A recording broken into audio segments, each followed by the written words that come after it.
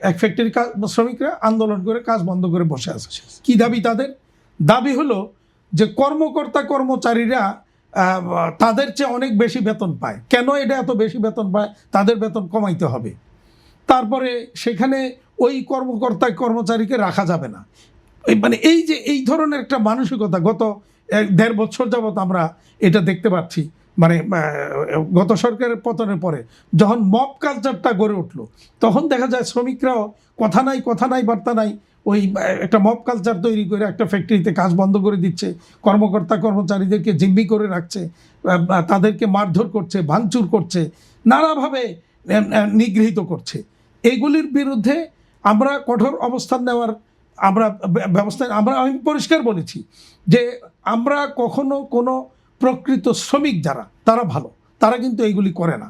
পদ্মা সেতু, metro rail এবং elevated expressway নির্মাণের গর্বিত অংশীদার বসুন্ধরা সিমেন্ট।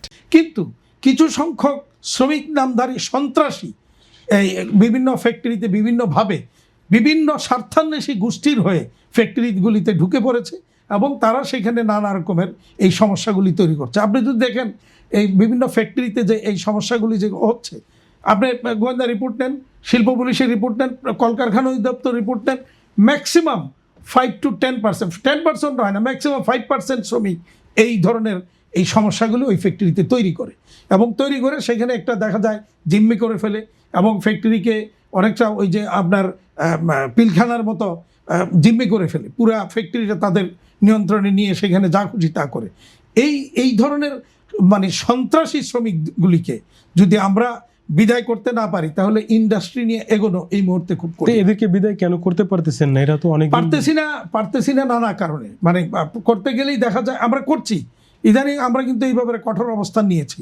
আমরা কোনোভাবেই এগুলিকে ছাড় দেওয়ার পক্ষপাতী না, কিন্তু দেখা যায় এদেরকে আবার কিছু সংখ্যক তথাকথিত শ্রমিক নেতা নেত্রী নামধারী ব্যক্তি, এনজিও গোষ্ঠী যারা বিদেশের পয়সায় বাংলাদেশে লালিত পালিত হয়, তারা তাদেরকে উস্কানি দিয়ে রাজপথে নামায়, নানা রকমের সংকট তৈরি করে।